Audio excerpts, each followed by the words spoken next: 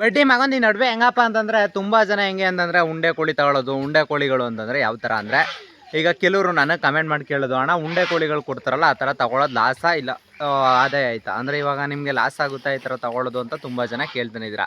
But ಅದಕ್ಕೋಸ್ಕರ ಹೇಳ್ತಿರೋದು ಅಷ್ಟೇ. ನಿಮ್ಗೆ ಏನಪ್ಪ ಅಂತಂದರೆ ಉಂಡೆ ಕೋಳಿ ತೊಗೊಳ್ಳೋದ್ರಿಂದ ಲಾಸ ಲಾಭನ ಅನ್ನೋದಕ್ಕಿಂತ ಹೆಚ್ಚಾಗಿ ನನ್ನ ಪ್ರಕಾರ ಕೆ ಜಿ ತೊಗೊಳೋದು ಬೆಟರು. ಅಂದರೆ ಕೆ ಜಿ ತೊಗೊಳೋದು ಹೆಂಗೆ ಬೆಟರು ಅಂತಂದರೆ, ಇವಾಗ ಅವ್ರಿಗೆ ಲಾಭ ಆಗುತ್ತೆ ಅಂತಂದರೆ, ಈಗ ನಿಮಗೆ ಅರ್ಧ ಕೆ ಜಿ ಬರ್ಬೋದು, ಮುಕ್ಕಾಲು ಕೆ ಜಿನೇ ಬರ್ಬೋದು, ಇಲ್ಲ ಮುಕ್ಕಾಲು ಕೆ ಜಿ ಒಳಗಡೆ ಬರ್ಬೋದು, ಇಲ್ಲ 1 ಕೆ ಜಿನೇ ಬರ್ಬೋದು.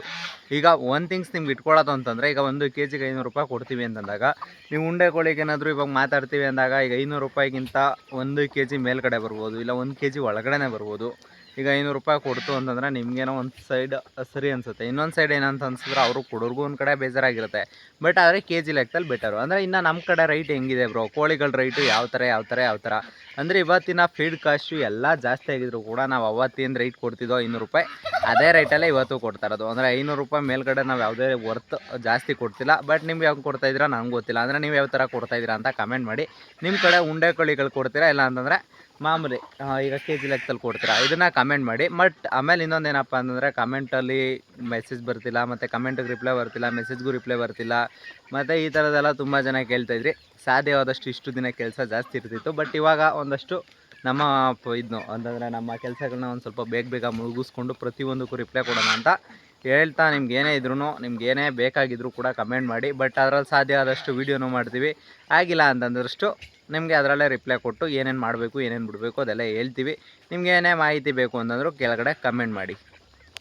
ಬಡ್ಡಿ ಮಗನ ಈ ನಡುವೆ ತುಂಬ ಜನ ಕೇಳ್ತಾ ಇರೋದೇನು ಅಂತಂದರೆ ಟರ್ಕಿ ಕೋಳಿ. ಅಂದರೆ ಇವಾಗ ಟರ್ಕಿ ಕೋಳಿ ಇರುತ್ತಲ್ಲ, ಇದು ಸೇಫಾ ಇಲ್ಲ ಬೆಂಕಿ ಕೋಳಿ ಸೇಫಾ ಅಂದರೆ ಇವೆರಡರಲ್ಲೂ ಒಂದೊಂದು ಮಾತಾಡ್ಬಿಡೋಣ. ಅಂದರೆ ಈಗ ತುಂಬ ಜನ ಕೇಳ್ತಾ ಇರೋದು ಅಂದರೆ, ಅಣ್ಣ ಟರ್ಕಿ ಸಾಕೋರೆ ಬೆಟರ ಅಂತ. ಆಮೇಲೆ ಇನ್ನೊಂದೇನು ಅಂದರೆ, ಟರ್ಕಿ ಕೋಳಿಗಳು ಕಚ್ಚುತ್ತವೆ, ಯಾರ ಬಂದರೂ ಒಟ್ಟಾಡ್ಸ್ಕೊಯ್ತವೆ, ಹಾವು ಪಾವು ಹೊಡಿತವೆ, ಮತ್ತು ಈ ಥರದ್ದೊಂದಷ್ಟು ಮಾತುಗಳು ಇದೆ. ಅಂದರೆ ಎಲ್ಲ ಟರ್ಕಿನೂ ಅದೇ ಥರ ಮಾಡಲ್ಲ. ಅಂದರೆ ಕೆಲವ್ರು ಅನ್ಕೋಬೋದು ಅಷ್ಟೇ. ಅಂದರೆ ಇದು ನೋಡಿ, ಇದು ಗಂಡು ಟರ್ಕಿ ಇಲ್ಲಿರೋದು ನನ್ನ ಹತ್ರ ಇರೋದು ಯಾವುದೇ ರೀತಿ ಕಚ್ಚೋದಾಗಲಿ ಮತ್ತು ಇನ್ನೊಂದು ಮಾಡೋದಾಗಲಿ ಮಾಡಲ್ಲ. ಮತ್ತು ನನ್ನ ಫ್ರೆಂಡ್ ಹತ್ರ ಇರೋದು ಮಾತಾ ಅಂದರೆ ಒಂದೆರಡು ಟರ್ಕಿ ಒಂದಷ್ಟು ಟರ್ಕಿಗಳು ಆ ಥರ ಮಾಡೋದು. ಎಲ್ಲ ಟರ್ಕಿನೂ ಮಾಡೋಕ್ಕೆ ಹೋಗಲ್ಲ. ಅಂದರೆ ಇದು ನೋಡ್ರಿ, ಇಲ್ಲಿ ಈಗ ಓಡೋಗೋದು, ನಮ್ಮ ಕಂಡ್ರೆ ಭಯ ಬೀಳೋದು, ಈ ಥರದ್ದು ಆಗೋಗುತ್ತೆ. ಬಟ್ ಅದಕ್ಕೆ ಹೇಳ್ತಿರೋದು, ಎಲ್ಲ ಟರ್ಕಿಗಳು ಅವಳು ಮಾಡಲ್ಲ, ಎಲ್ಲ ಟರ್ಕಿ ಕೋಳಿಗಳು ಅದೇ ಥರ ಇರೋಲ್ಲ.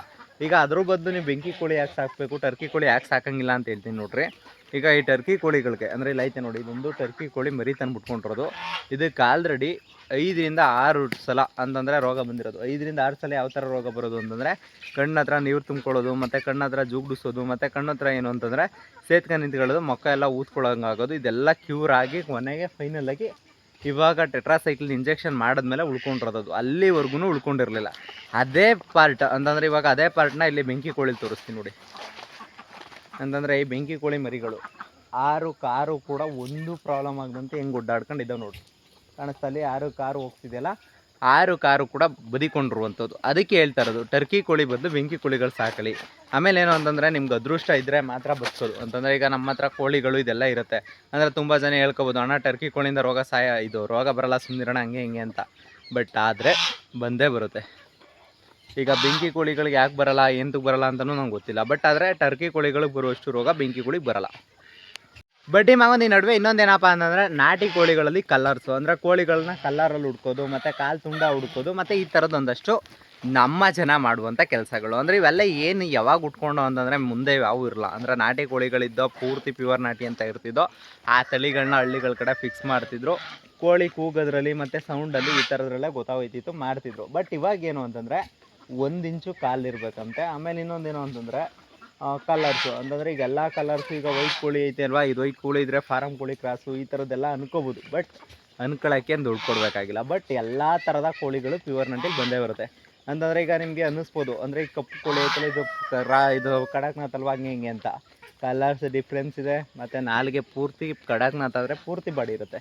ಬಟ್ ಆ ಥರ ಥಿಂಕ್ ಮಾಡ್ಕೋಬೇಕು. ಮತ್ತು ಪ್ಯೂರ್ ನಾಟಿಲೇ ನಿಮಗೆ ಕಾಲು ಸಣ್ಣ ಈ ಥರ ಕಲರ್ಸು ಅದು ಇದು ಅಂತ ಏನು ಬರೋಲ್ಲ. ಎಲ್ಲ ಕಲರ್ಸು ಬರುತ್ತೆ, ಎಲ್ಲ ಥರನೂ ಬರುತ್ತೆ. ಕಾಲು ಒಂದು ಟೈಮ್ ಉದ್ದನೂ ಬರುತ್ತೆ.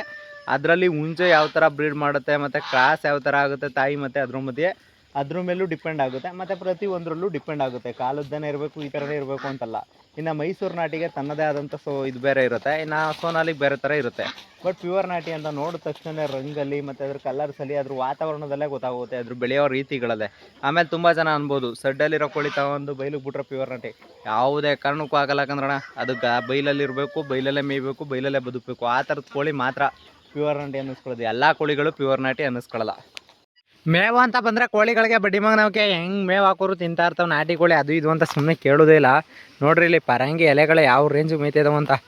ಅಂತಂದ್ರೆ ಒಂದೊಂದು ನಾಟಿ ಕೋಳಿಗೂ ಪರಂಗಿ ಎಲೆ ಎಷ್ಟು ಇಷ್ಟಪಡ್ತಿದ್ದಾವೆ ಅಂತಂದರೆ ಇಲ್ಲಿ ನೋಡ್ತಾ ಇರ್ಬೋದು, ಅಲ್ಲಿ ನೋಡ್ತಾ ಇರ್ಬೋದು, ಗುಂಪಲ್ಲಿ ತಿಂತಾ ಇರೋದೆ ಪರಂಗಿ ಎಲೆ, ಹಸಿರು ಮೇವುಗಳು. ಜಾಸ್ತಿ ರಾಗಿ ಭತ್ತಕ್ಕಿಂತ ಜಾಸ್ತಿ ಇಷ್ಟಪಡ್ತಿನ್ನೋದೇ ಪರಂಗಿ ಎಲೆಗಳು. ಒಂದನ್ನು ನೋಡ್ತಾ ಇರ್ಬೋದು, ಅಲ್ಲಿ ಬಾತು ಕೋಳಿ ತಿಂತವೆ, ನಾಟಿ ಕೋಳಿ ತಿಂತವೆ, ಟರ್ಕಿ ಕೋಳಿ ತಿಂತವೆ, ಎಲ್ಲ ತಿಂತವೆ. ಅದು ಇದು ಅಂತ ಕೇಳೋದಿಲ್ಲ. ಕೆಲವ್ರು ಬಾತು ಕೋಳಿಗೆ ಏನು ಮೇವು ಹಾಕಿರಿ ಅಂತ ಕೇಳ್ತಿರಲ್ಲ.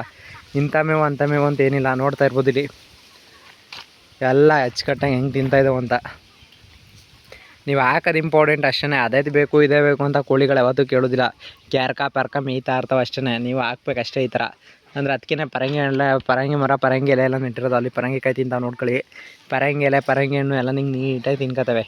ಅಚ್ಚುಕಟ್ಟಾಗಿ ಹಾಕ್ಬೇಕು. ಹಾಕೋದ್ರ ಮೇಲೆ ಡಿಪೆಂಡ್ ಆಯ್ತವೆ. ಹಾಕಿದ್ರೆ ನೀಟಾಗಿ ಹಿಂಗೆ ತಿಂತವೆ. ಈ ಟರ್ಕಿ ಕೋಳಿನೂ ತಿಂತದ್ದು ಇದೆ. ಟರ್ಕಿ ಕೋಳಿ ತಿನ್ನೋದಿಲ್ಲ ಅಂತೇನಿಲ್ಲ. ಅಲ್ಲಿ ಬೆಂಕಿ ಕೋಳಿ ಮರಿಗಳು, ಟರ್ಕಿ ಕೋಳಿಗಳು ಎಲ್ಲ ತಿಂತವೆ. ಹಾಕ್ಬೇಕಷ್ಟೇ. ಹಾಕಿಲ್ಲ ಅಂದರೆ ನೀವು ಸುಮ್ಮನೆ ಹಾಕ್ತಂತೆ ಹಣ ತಿನ್ನಲ್ಲ ಅಂದರೆ ಏನು ಮಾಡೋಕ್ಕಾಗುತ್ತೆ. ಒಂದು 2-3 ದಿನನಾದ್ರು ತಿನ್ನೋಕ್ಕೆ ಬಿಡ್ಬೇಕು ಅವ್ರ ಪಡ್ಗವ. ಮುಂದೆಗಡೆ ಮಾತಾಡೋ ಶತ್ರುಗಳು ನಂಬುದ್ರು, ಹಿಂದೆಗಡೆ ಬೆನ್ನಿಂದ ಮಾತಾಡೋ ಮಿಂಡ್ರಿಗಳು ಮಾತ್ರ ನಂಬಾರ್ದು. ಯಾಕೆ ಮಾತಾಡ್ತಾ ಇದ್ದೀನಿ ಅಂತ ಇಲ್ಲಿ ನೋಡ್ಕೊಳ್ರಿ. 23 ಕುಂಟೆ ಕಬ್ಬು ಯಾವ ಬೋಳಿ ಮಕ್ಕಳು ಬೆಂಕಿ ಎಸಿದ್ರೋ ಗೊತ್ತಿಲ್ಲ. ಅಂತಂದರೆ ಬೇಕು ಅಂತ ಮಾಡಿದಾರೋ, ಹೆಂಗಾಯ್ತು ಏನು ಅಂತಲೇ ಗೊತ್ತಾಗಿಲ್ಲ. ಅಂದರೆ ಟೋಟಲಾಗಿ ನೋಡ್ತಾ ಇದ್ರಲ್ಲ 23 ಕುಂಟೆ ಕಾಣಿಸ್ತಾ ಇರೋದು. ಯಾರೋ ಬೋಳಿ ಮಕ್ಕಳು ಆಗದೆ ಇರೋರೋ ಏನೋ ಎತ್ತೋ ಏನು ಗೊತ್ತಿಲ್ಲ. ಸುಮ್ಮನೆ ಬಂದು ಈ ಬೆಂಕಿ ಹಸಿ ಅಕ್ಕಪಕ್ಕದ ಗದ್ದೆಲೆಲ್ಲ ಕಬ್ಬು ಐತೆ. ಎಲ್ಲ 23 ಕುಂಟೆ ಉಂಡಂಗಲ್ಲ ತಿಂದಂಗಲ್ಲ. ಈ ಕಬ್ಬು ರೈಟ್ ಇದ್ದಾಗ ಒಂದು ಕಷ್ಟ, ರೈಟ್ ಇಲ್ದಾಗ ಒಂದು ಕಷ್ಟ. ಅಂದರೆ ಗದ್ದೆಯವ್ರಿಗೆ ಇದಕ್ಕಿಂತ ಕಬ್ಬಿಗಿಂತ ಹೆಚ್ಚಾಗೇನಪ್ಪ ಅಂತಂದರೆ ರಕ್ತಚಂದನದ ಗಿಡ ಮತ್ತು ಸೊಸಿಗಳು ಮತ್ತು ತುಂಬ ಈ ಥರ ಸೊಸಿಗಳು ನೆಟ್ಟಿದ್ರು ಪಾಪ. ಇಲ್ಲಿ ನೋಡ್ತಾ ಇದ್ರಲ್ಲ ಸೊಸಿಗಳಿಂದ ನಾಳೆ ಎದ್ದಿರೋ ಟೈಮಲ್ಲಿ ಇಂಥ ಹೊಟ್ಟೆ ಕಿಚ್ಕೆಮಿಗೆ ಐತಾರೆ ಅಂದರೆ ಎಂಥ ಮಿಂಟ್ರಿ ಮಕ್ಳು ಇರ್ಬೇಕ್ಲಾಗ ಆಗಲ್ರಿ. ಏನು ಸಿಕ್ಕದಿದ್ರಿಂದೆಲ್ಲ ಈ ಬೋಳಿ ಮಕ್ಳಿಗೆ ಏನದೇ ಗೊತ್ತಾಗೋದಿಲ್ಲ. ಹಳ್ಳಿಗಳ ಕಡೆ ಇದೆಲ್ಲ ಕಾಮನು ಅನ್ನೋದಕ್ಕಿಂತ ಹೆಚ್ಚಾಗಿ ಏನು ಮಾಡ್ಬಿಟ್ಟವ್ರೆ ಅಂದರೆ ಕಾಮನ್ ಅಂತ ಅನ್ಕೊಳಂಗೆ ಇಲ್ಲ ಇವೆಲ್ಲನೂ. ಅಂತಂದರೆ ನೋಡ್ಕೊಳ್ರಿ ಇಲ್ಲಿ ಅಕ್ಕಪಕ್ಕ ಕಬ್ಬು ಗದ್ದೆಗಳವೆ, ಎಲ್ಲ ಅವೆ. ಈ ಬಡ್ಡೆ ಇಕ್ಲಿಕ್ಕೆ ಒಟ್ಟೂರಿಗೆ ಕಬ್ಬು ಬೆಳೆಯೋದು ಎಷ್ಟು ಕಷ್ಟ ಏನು ಅಂತೆಲ್ಲ ಗೊತ್ತಿದ್ರು ಈ ಬೋಳಿ ಮಕ್ಳಿಗೆ ಮಾಡ್ಬಿಟ್ಟು ಒಂದಿನ ಹೊಂಟೋದ್ರಿ. ಏನು ಸಿಕ್ಕದಿದ್ರಿಂದ 23 ಕುಂಟೆ ಕಬ್ಬು ಕಂಡ್ರೆ ನಾವು